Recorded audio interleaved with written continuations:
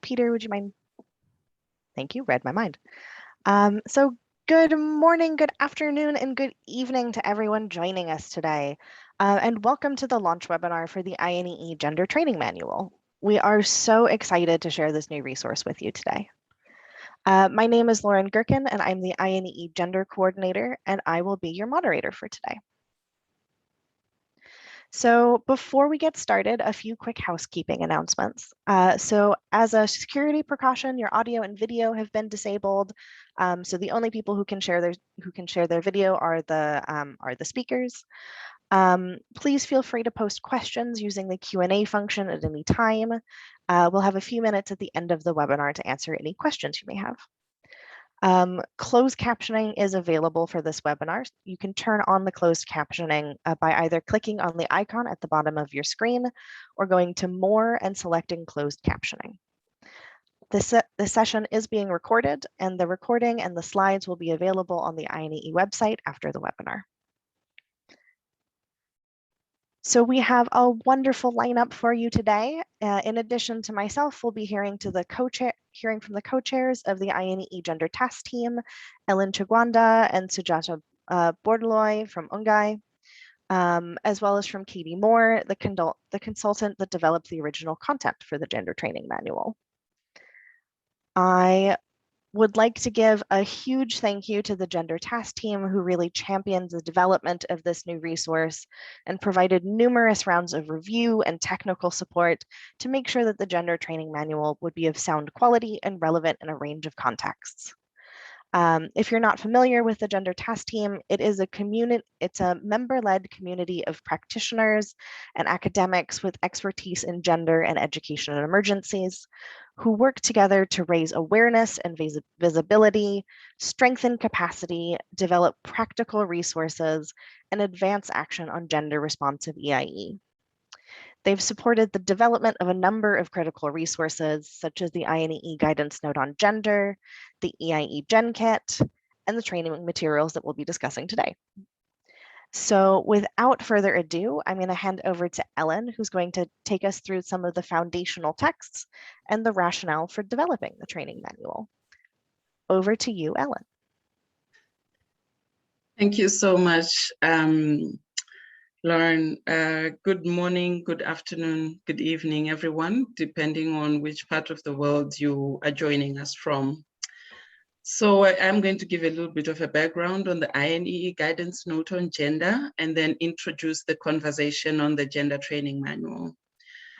Launched in 2019, the INEE Guidance Note on Gender is an update to the 2010 Gender Pocket Guide. It provides guidance on delivering education in a gender-responsive manner to anyone involved in providing education in emergencies as part of an emergency preparedness, response, or recovery situation. It was written with education practitioners in mind, but the principles and advice are useful for people working at all levels in governments, UN agencies, NGOs, donors, and many others. What does the INEE Guidance Note on Gender include? So it includes key principles for gender-responsive education programming. Some of these principles include gender-responsive participation, coordination and analysis, gender-responsive learning environments, gender-responsive teaching and learning, gender-responsive policies and support for teachers and other education personnel, as well as gender-responsive education policy. The INEE Guidance Note on Gender also includes common misconceptions and arguments against gender-responsive education, as well as how to address these. It also includes concrete practical strategies for putting gender equality into practice in the major domains of education in emergencies, framed by the INEE minimum standards. You will also find in the Guidance Note on Gender a glossary of key gender terms, some resources for further reading, as well as a tool for gathering information about why girls and boys are not in school. The updated INEE guidance note on gender brings the content in line with current global best policy as well as practice. Next slide, please. Thanks, Lauren. Now, the gender training manual, what is the rationale? The rationale behind the gender training manual, firstly, is to orient members to the structure and content of the guidance note itself. Secondly, to make sure that the content of the INEE guidance note on gender is more accessible with shorter, user-friendly resources.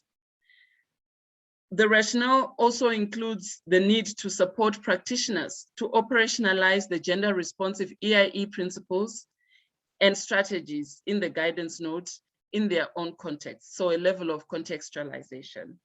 And lastly, to explore another way to capture information on what additional support is needed by the field by tracking the use of the training materials. I'll now hand over to Katie so that she can take us through the next segment. Katie?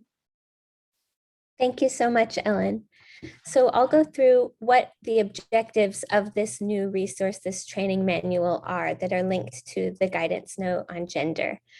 So in discussion with the INEE Gender Task Team, we really wanted the main goal of this training to be to understand the key equity principles and strategies that may be applied across the INEE minimum standards in context of education emergencies programs in order for practitioners to be able to then operationalize this content by conducting an appraisal either of an existing EIE program in their own context or by examining a case study of a real life EIE program that they could learn from and then reflect on and compare with programs in their own context. And so the objectives build on one another by first explaining key gender equity principles and strategies that can be applied in EIE programs and identifying the gender equitable EIE programmatic responses across the INEE minimum standards domains to then being able to conduct this appraisal to identify how gender is reflected in existing or future programs. And then lastly, how can gender equity be strengthened either in the case studies that they're examining in the training or in their own real life EIE programs. Next slide, please. Again, in conversation with the INEE Gender Task Team, we had this discussion about what types of training would be relevant. And we needed to think beyond this one-size-fits-all training approach where training is conducted in large groups and in-person settings. And this is due to a range of reasons, which include the crisis context that EIE practitioners work in, but also the ongoing pandemic situation across the world.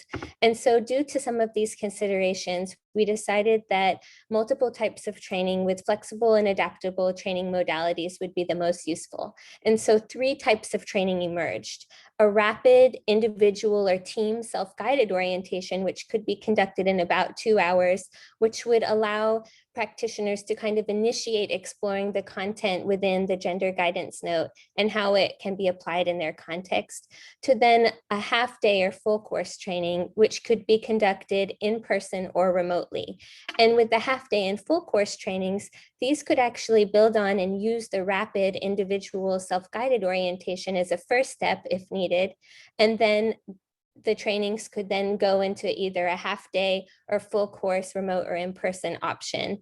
The difference between the half-day and full course is really that the full course has the same objectives, but it just allows more time to delve deeper into the content and to allow more time and opportunities to contextualize and adapt activities in order to have more practical application exercises within the training.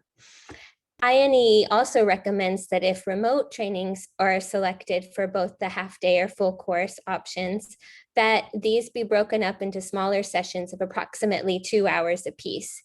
And then lastly, due to feedback consistently received by INEE from the field that when conducting training is most useful if it allows more time. And so due to this reason, INEE strongly recommends the full course training be considered. And whether or not that needs to be broken up into smaller sessions is one consideration, but this is a strong recommendation made based on feedback coming from the field. Next slide, please. There are three main parts to the training. Part A, introduction, is really a section that allows a kind of critical assessment of individual or teams' experiences related to gender equity principles and strategies, and allows the setting of the stage of the training.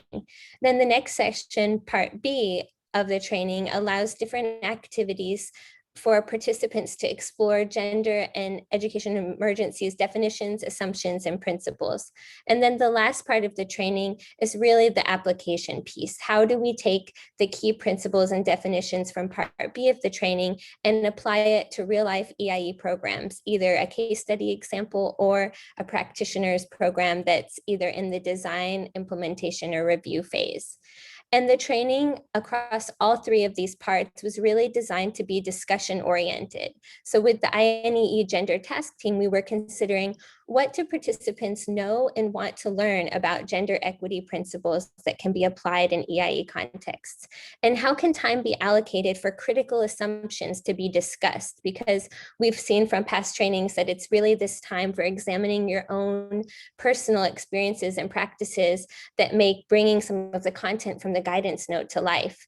We wanted the training to be activity-based. So instead of just presentation-based, and then in contexts where it may not be feasible to have slides presented on and projected from a computer, we wanted the participants to be able to really engage with the content in groups and through activities. And so some of these types of activities include quizzes, matching exercises, true and false discussions, and case studies of real life EIE programs. And then lastly, we wanted all three of the parts of this training, but particularly part C, to be application focused. So we wanted to be able to explore education emergency programs in real time. And so we partnered with ECW to be able to use some of the content from a real life proposal that was submitted to ECW to explore what content in this proposal is gender equitable and how this shows up across the INEE minimum standards, and then how it could be strengthened through an appraisal activity and then an activity to identify short-term and long-term actions to enhance the programming. Next slide. There are a variety of training materials that were designed to achieve the objectives of this training. So there's a slide deck, again, which can be customized for in-person or remote trainings. And so if done in person, the slides are very short so that they could be used on flip chart. For remote trainings, these slides could be adapted for a Zoom meeting or another type of online platform to be able to discuss and operationalize the content online. And then there are some training overviews for facilitators and participants to be able to see each activity at a glance, what it looks like, what materials are needed, and then this will help participants and facilitators decide how they would like to customize the training. It also comes with contextualization and adaptation options and guidance, which we'll take a look at some examples on some of the following slides. And then it includes a facilitator's guide and materials so that the facilitator may customize the training based on their needs, based on the participants' knowledge and what they'd like to learn, and based on the context of the crisis context or the context of delivering the training in person or remotely. And lastly, it includes some participant materials such as handouts that will allow the participants either in person or remotely to see examples of real life EIE programs that consider gender equity principles and strategies across the domains and use these to reflect on their own practices and programs. And finally, it includes a feedback form so that INEE can further learn how these training materials can be adapted and used in the future and how they're being currently used in the field in order to further develop and strengthen more materials and trainings that address the needs on the ground. Next slide, please. So we'll discuss here some of the training contextualization considerations that were built into the guide for this training. So we'd like to first understand, what do participants have experience in terms of gender equitable EIE knowledge, skills, and experience. So that's one consideration that facilitators can use based on an assessment that's in the training to further contextualize and either expand some of the activities, such as if definitions are an area that participants would like to understand more so that they can then apply the content later. This could be one specific area that facilitators expand on in the training and maybe spend more time on this type of session. Also looking at the geographic location and time zone of the participants and the facilitator. So for example, if the facilitator is based in one location and the participants are in another, this could be a consideration that determines how long the sessions are, when they take place, and if they are being conducted online, how the sessions can build on one another in a cohesive manner over time. It also has considerations for the crisis type. So if it's an acute crisis phase, maybe some of the operational definitions are considered and you hone in on one INEE minimum standard to focus on in the training, as opposed to trying to cover the full course 8-hour training.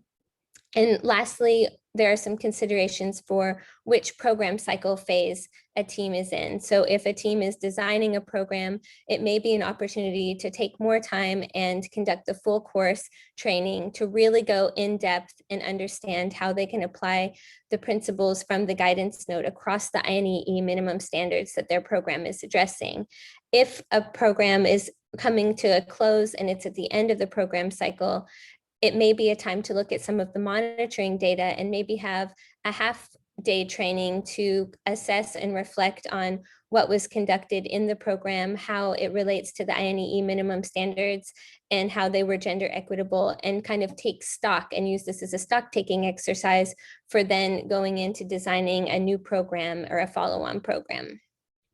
There are some tools in the guidance note for this training that will help you identify how to further contextualize. So there's a decision tree that can help you contextualize the training materials, as well as a checklist that will help the facilitator and the teams look together to see what training type may be the best to explore the gender guidance note further. Next slide, please. Now we'll dive into each of the parts of the training in a little bit more detail to discuss some of the activities that are part of each section of the training. So in part A, the main idea again is to set the stage for the training and to identify the training objectives and the expectations of the training, both from the side of the facilitator who will customize the objectives of the training, but also from the side of the participants. What did they want to know? What would they like to learn? That's in the first activity. Then in the second activity of the training, it's a self-reflection and assessment. So this is an exercise where participants can work individually, in pairs, or in teams to assess their previous knowledge, attitudes, and experience with gender concepts and some of the gender equity strategies and principles, and identify real-life examples that they have seen or witnessed or even programmed for in their context, and how they've applied some of these principles and strategies already, or what they'd like to learn if they haven't applied some of these in previous experiences. And so a way that these two activities could be customized are to have participants take the assessment prior to the training, so that the whole rest of the training can be specifically customized to the knowledge and experience of the participants.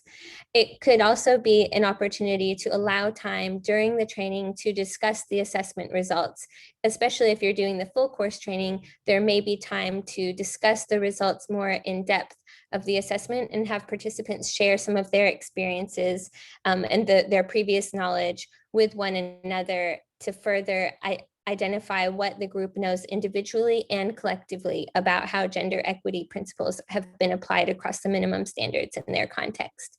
And then lastly, if the assessment is conducted prior to the training, the assessment results can be used by the facilitator to customize some of the additional activities there that would be conducted in part B and C of the training.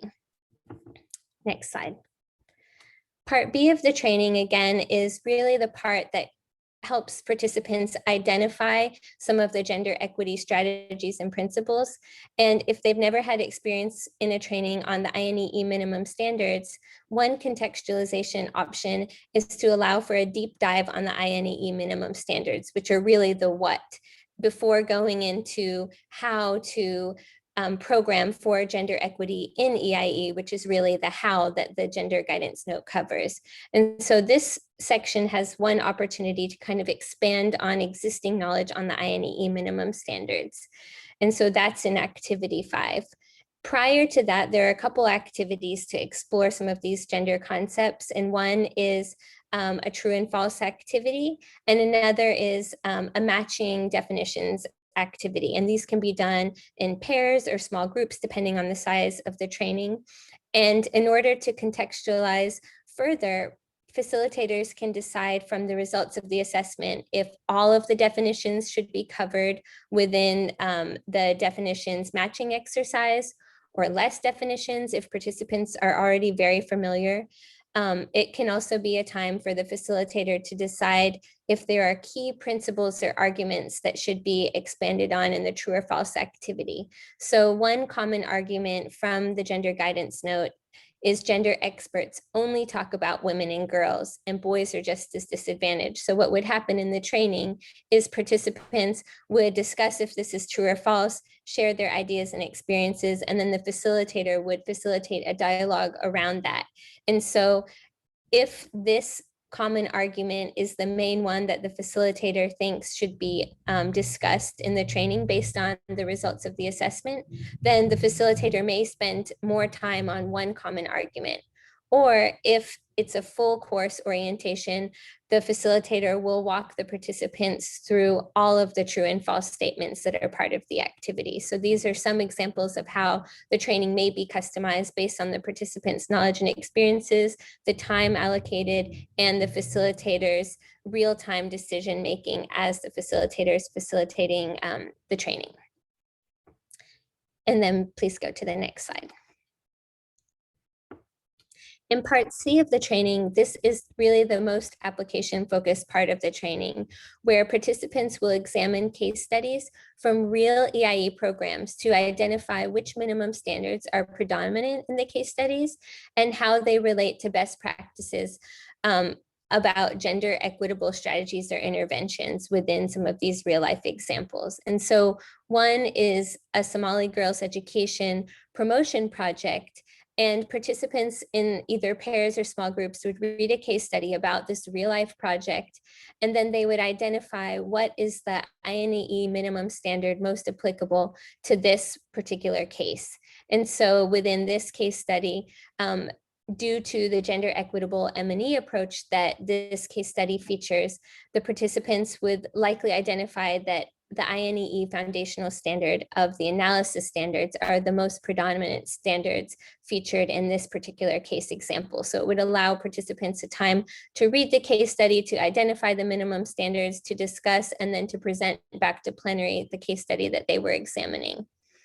One way to contextualize this activity is to use the same case study. So all groups in the training or all pairs could use the same case study, or they could have different case studies, and there are handouts there so that participants could either use one or different case studies.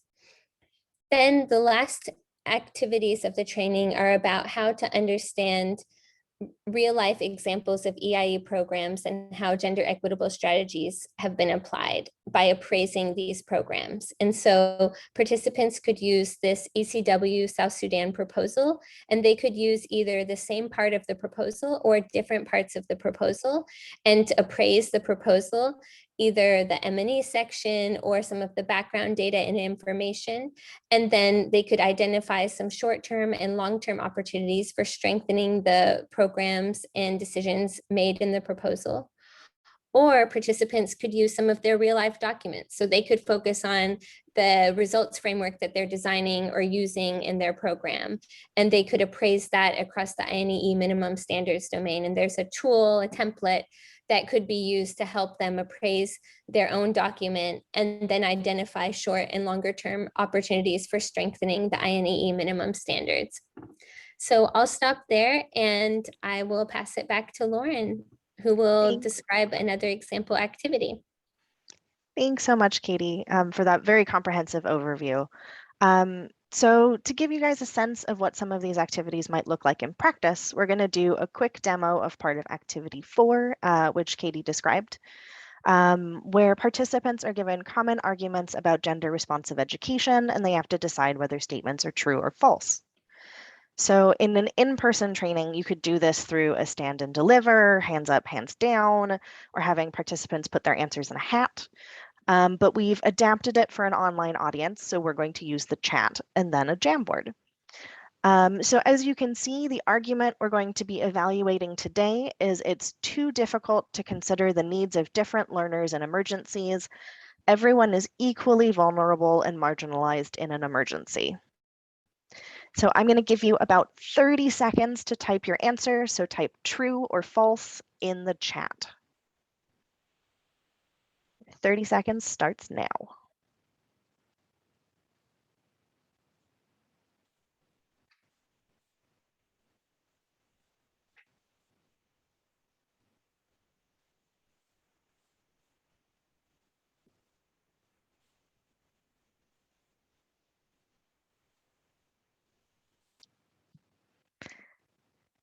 Ten seconds left.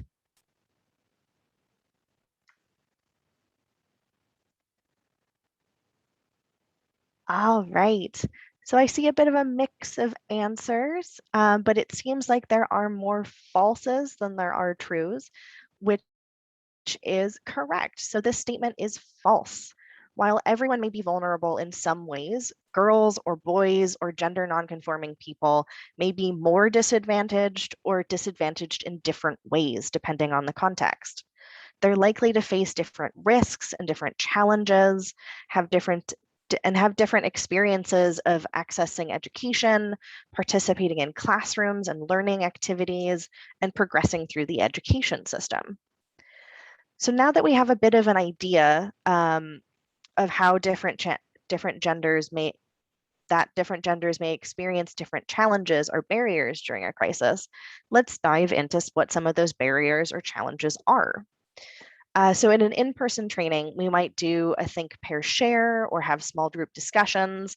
But since you guys are all muted, we're going to use a Jamboard for this part. So Laura, if you wouldn't mind sharing the link to the Jamboard, thank you so much. All right. So in this next part, you're going to have 2 minutes to add a sticky note to the Jamboard with either a challenge or a barrier faced by girls or by boys, and try to consider challenges or barriers that affect education specifically. So to do that, you're going to click on the link to the Jamboard in the chat that Laura just sent. I see a couple of you have joined already. That's great. To create a sticky note, so you'll open the Jamboard, you'll click on this sticky note icon over here. You'll type your answer. So for example, increased gender-based violence. You'll click save and cancel, and then you can drag your sticky note either to the girls' side or the boys' side. So just one more time, that's sticky note icon, type, save, cancel, and drag. Right, and you'll have 2 minutes to do this. And don't worry if you're repeating a little bit.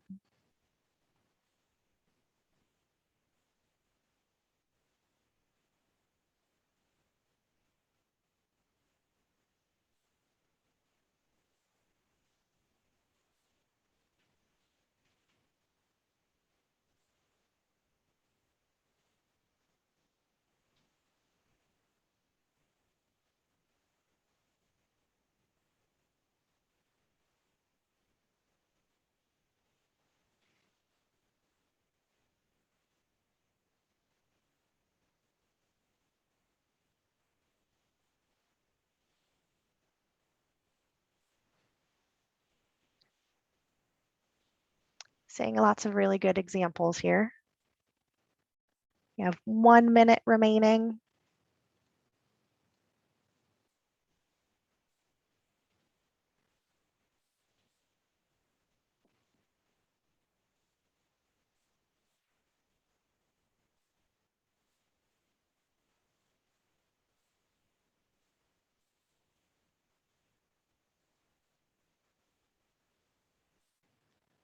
30 seconds left.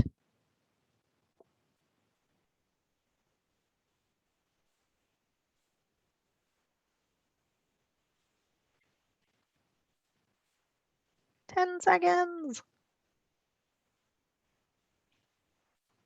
All right. And feel free to keep adding to this list as we're going. Yeah, so I see a lot of really, really excellent examples here. So lack of menstrual hygiene materials, early marriage, some different examples of gender-based violence, safety concerns on the way to school, on the way from school, domestic chores and requirements. And then on the boys' side, a lot of stuff around, also around violence, around recruitment into armed groups, having to drop out of school to support your family financially, examples of forced labor. So all of these are really excellent examples of some of the different barriers women and girls and men and boys face during crises and how that impacts their education.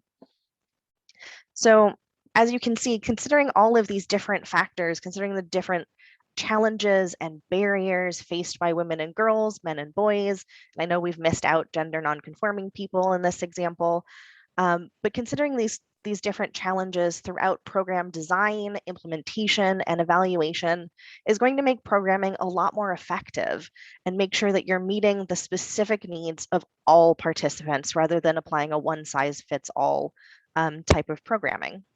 So thanks so much for participating in our demo. I really hope you check out the rest of the activities in the training manual and some of the other common misconceptions that we've included in this activity.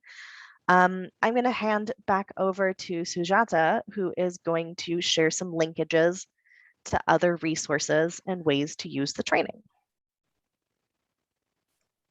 Thank you, Lauren. So as you heard, the brilliant INEE gender training manual is really a building block from several other resources that INEE has produced, some with UNGEI and some on its own. And I want to just reiterate the linkages between these various tools and how the gender training manual in particular can be used in relation to the INEE guidance note on gender, the minimum standards, and the EIE Gen Kit that was recently launched by INEE and UNGEI. So if you think about in a country response, the INEE minimum standards are the first point of reference for designing an education response, starting from assessment to service delivery. And the guidance note on gender then provides an overview and principles for gender equality programming and how to make your education response more gender responsive.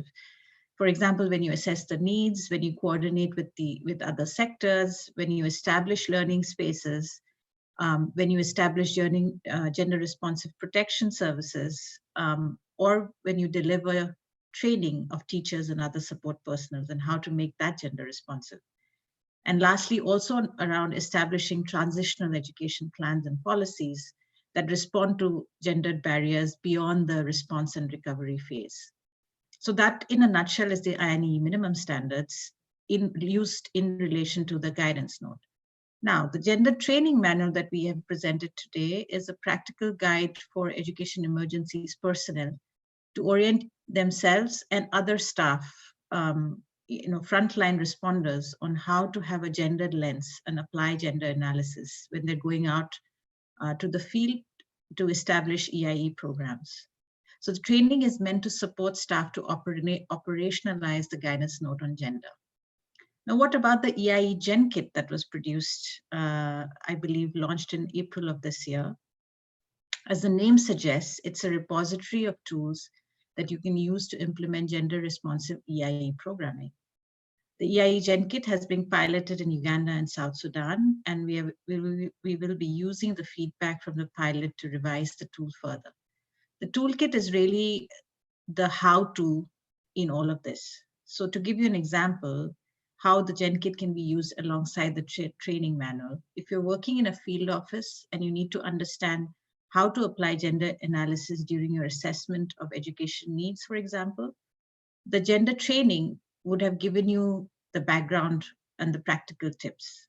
then the next step for you would be to reference the EIE Gen Kit.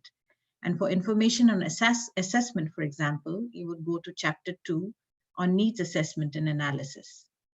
You would also be able to find specific tools like the assessment checklist, what type of questions to ask, who are your key stakeholders, how to include both girls and boys, women and men in your assessment, how to make sure your assessment captures the needs of the different stakeholders, female teachers, male teachers, boys, girls students, female and male community leaders, and so on and so forth. So that in a nutshell is how these tools can be used complementarily with each other. And hopefully they will also help you to design and deliver gender responsive education programs in emergencies. Next slide, please.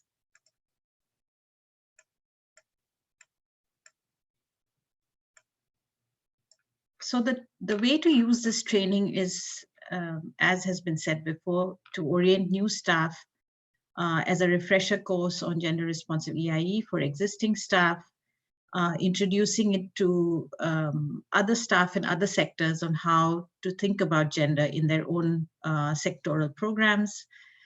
It can also be used to develop materials for training modules for teachers, community members, and parents in a simplified way, and using examples from the particular context where you're working. It has tools for contextualization as well, so good basis for discussion on cultural relevance and sensitivities. And it can also be a jumping off point for staff on how do we address this issue in the communities where we work. It can be also used as a pre-training before you go into more specialized trainings on gender and EIE, and you will find those training modules in the EIE Gen Kit as well. With that, I hand it back to Lauren for any questions.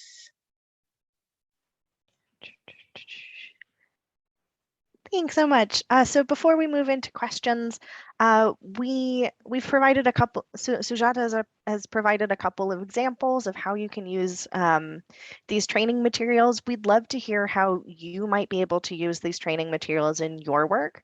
If you have any ideas, if you have any plans to use them, please type your ideas in the chat.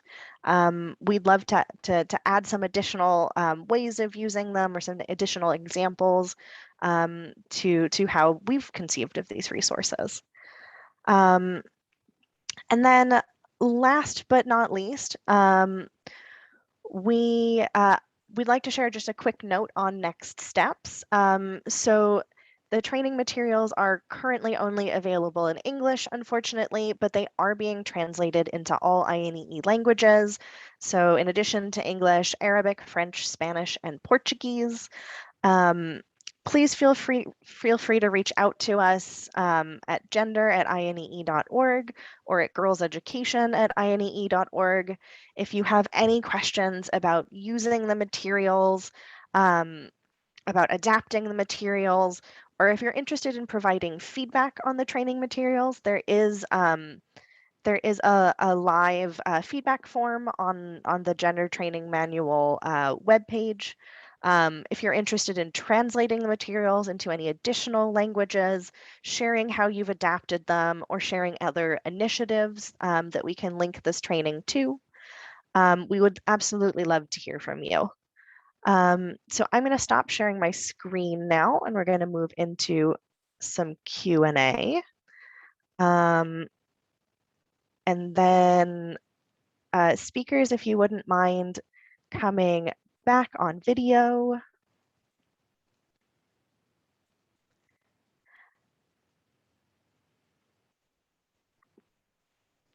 Thanks so much. So I see we've had a few questions that have already been answered in the Q&A or in the chat function. But I guess one sort of larger question about these training materials and about professional development in general, as we wait for maybe some more specific questions on the training materials to come in, is how can we ensure that professional development on education or on gender is still prioritized during crises. So I know as we were trying to pilot these training materials, we had a lot of challenges with not being able to do in-person trainings, and then trying to shift to online trainings, and then having challenges with internet connection or data bundles. Um, I'm wondering if any of you, Katie, Ellen, Sujata, have any ideas on how we can ensure that professional development and that professional learning continues during in challenging situations.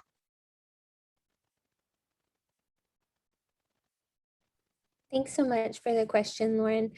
I think what I usually hear from the field when I discuss with colleagues that are currently working in settings of crisis is that every moment is an opportunity for learning. And so I think the great thing about these materials that can address this issue of prioritizing training and capacity development during crisis is that they're so flexible that you could take one true and false statement from one of the activities and use that as a prompt for discussion in real time as on-the-job training with colleagues to start a discussion and to start seeing how that true and false statement and the discussion that's born from that could be an entry point for enhancing one aspect of the programming that you're doing that day.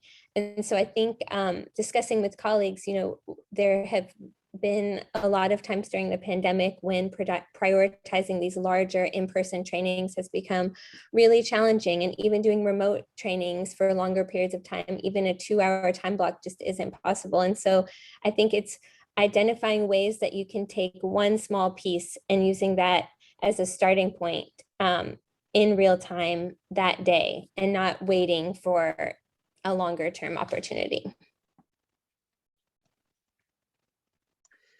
Thanks, Lauren, for that question, and Katie for your response. And I think in addition to what Katie has said, I think I have 3 sort of pieces to share around this. The first one I think would be for us to do exactly what we're doing at the moment, kind of sharing available resources and materials in advance of a crisis. In other words, kind of preparing teams to have tools and resources. I think we'll always be facing crisis. Right now it's COVID-19. Who knows what tomorrow has in store for us? And so always prioritizing and taking advantage of the time that we have to already have tools and different resources available, I think always helps, so that teams can have something, a go-to resource in the event of a crisis. Secondly, I wanted to share that we found that teams, especially when the COVID-19 situation arose, a lot of teams were actually eager for such situations, not necessarily branded as a learning opportunity, but branded more as a sort of learning and exchange. Everyone was wondering, so what are other colleagues doing? How are they responding to COVID? How are they adapting to COVID? And so we created opportunities for teams to come together in order to share experiences of how they were adapting their existing as well as emerging programming to the COVID-19 situation, and then leveraged such platforms to kind of weave in a little bit of learning and professional development in there. And then lastly, I think, there's need for a lot of adaptive management. So thinking about how we can use existing activities, as Katie said, existing activities as part of field implementation, in order to weave in that 1-hour training or that 30-minute conversation based on the gender training manual, so that it's not, when you say professional development, sometimes it sounds like this big 1-week course that requires so many hours. But when you adaptive in the branding of what you're talking about, then people are more able to kind of draw from the resources and weave that into existing as well as new activities as they go. So some adaptive management will also be required. Thanks so much, Ellen and Katie. Yeah, I think those are really important points on being able to sort of chunk up the different pieces of professional development and be able to meet people where they are and however much time they have and whatever modality works best for them. because the important part is that we're starting these conversations and giving people opportunities to engage. I see another question that I know was answered in the chat, but I'm wondering if you might want to expand on it here around using this training, around using this training to support practitioners using the gender and age marker around discussing and reflecting and deciding how to improve their projects. I think, Katie, would you mind taking this question? Sure. So the case studies and activities 6 and 7 are some great opportunities for looking at what these gender equality measures that the GAM seeks to address look like in an EIE program. And then some of the activities that are in part C of the training, such as the application focused activity 7, where you're appraising either your EIE program or an existing ECW proposal. This is an opportunity for facilitators to use the GAM criteria to do kind of a parallel assessment of how these case studies or your real life programs address the GAM criteria and how they reflect these gender equity measures across the INEE minimum standards. So a facilitator could use the GAM's education tip sheet as kind of a starting point to do this parallel assessment using the templates that are provided in this training. That is great. Thank you so much. I just see one other question coming out, and I think I will take it if you don't mind.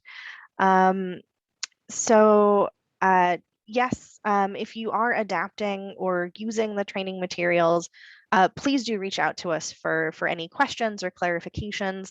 And if you do adapt the training materials, we'd love to see how you adapted them.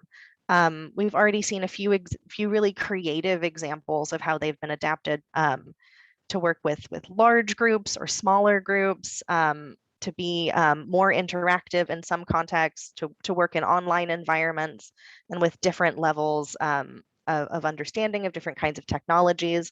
So we would really, really love to see how you're adapting them. And if you're contextualizing them to specific contexts, to specific types of participants as well, we would love to be able to see those and share them with other people who are working with participants in similar contexts. I don't know if there are any other questions. Oh, yes, Katie, I see your hands raised.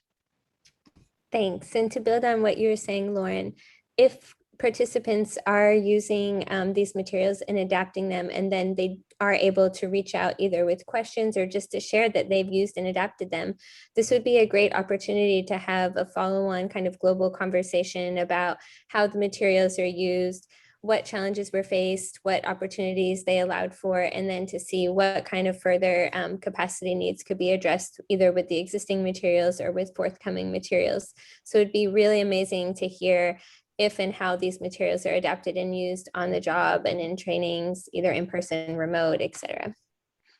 Yeah, absolutely. And we do see this as a living resource. So we would really appreciate your feedback, and it will be used to strengthen future iterations of the training materials. So since I'm not seeing any other questions, I'm going to give you all back a few more minutes. Oh, yes, you absolutely can adapt the materials to fit the context and needs of your participants. You don't have to reach out to us. You can if it's helpful for you. So yeah, I'm going to give you all a few more minutes back in your day. Thank you so much to everyone who joined us, to everyone who supported the development of these resources, and to anyone who's planning to use them in the future. I hope you have a wonderful rest of your day.